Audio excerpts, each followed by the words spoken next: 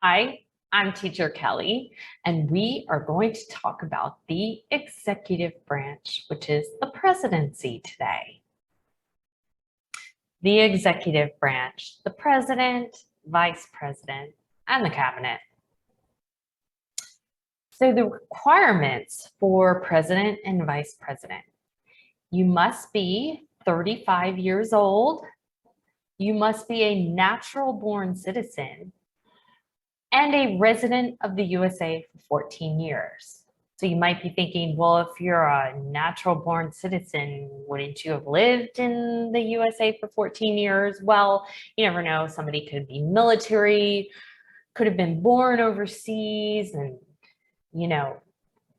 lots of different things. You can be a citizen and still have lived overseas. So they must have lived in the USA. Before we go to the next slide, I want you to take a wild guess. How much money do you think the president makes? Take a wild guess. All right, now I'm going to show you, and you let me know if this is what you thought it would be. $400,000 annually, yearly. So a lot of people think it's a lot more money than that. A lot of people guess $1 million, $1 billion. 400,000 might seem like a lot to you, but considering it's one of the highest offices in the United States, you would think it'd be more. Our very first president was George Washington, and the duties of the president are appointing judges, ceremonial purposes, chief foreign diplomat, chooses a cabinet, commander-in-chief of the military, and the president has no lifetime appointment. So you do not get to be president for life.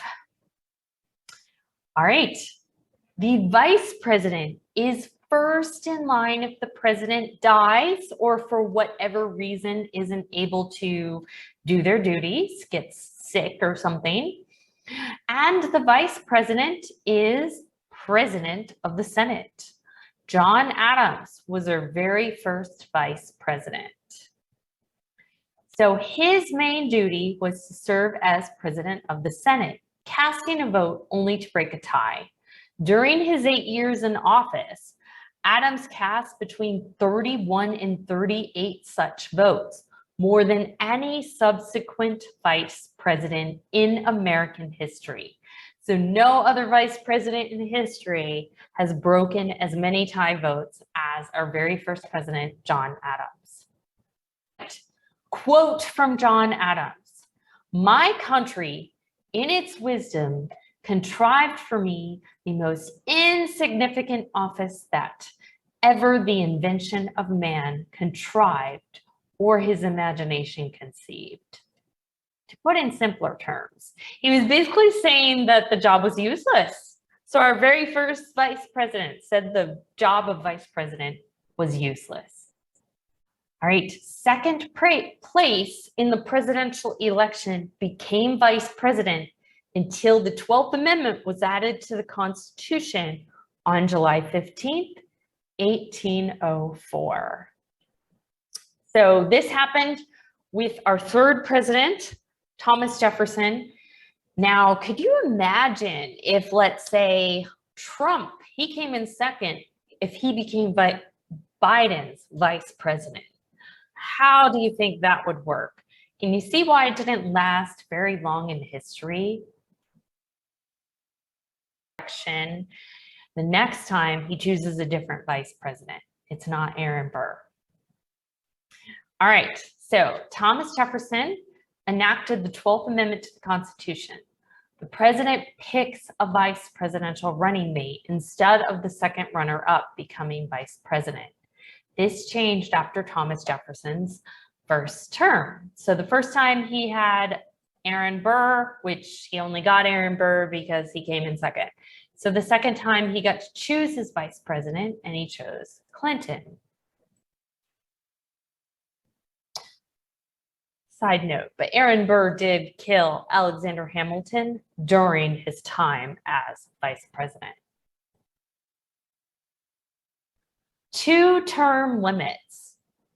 This was optional up until Franklin D. Roosevelt.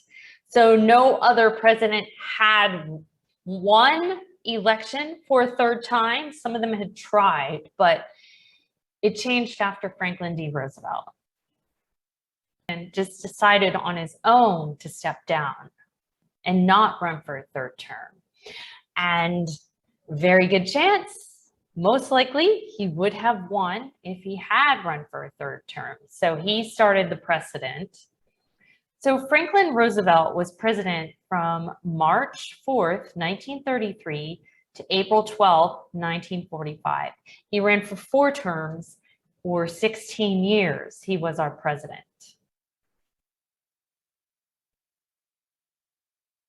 So this caused the Constitutional Amendment number 22.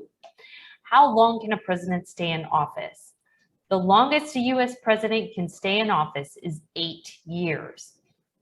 The number of terms an elected president can serve is limited to 2 under the 22nd Amendment to the Constitution.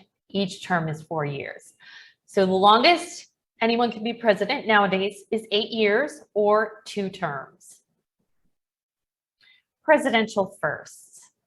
The first president to die in office and the shortest presidency. President William Henry Harrison became the first president to die in office on April 4th, 1841, only 1 month after his inauguration. The official cause of death was pneumonia, but later investigations point possibly to typhoid. He was the shortest presidency at 31 days, but he delivered the longest inaugural address at 8,445 words. The shortest was President Washington's second inaugural address at 135 words. Those of you who've seen the movie Hamilton, you know that President Washington's, the person that wrote a lot of his things was Alexander Hamilton. And so John Tyler became president for William Henry Harrison.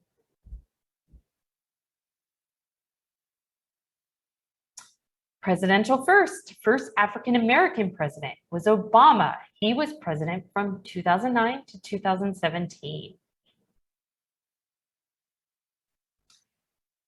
Okay, there have been 3 presidents ever to be impeached. The first was Andrew Johnson.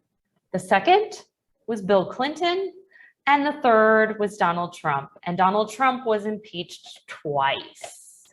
Now, none of them have ever been removed from office, but they have been impeached. So the first and only presidential election settled by the Supreme Court was the election of 2000.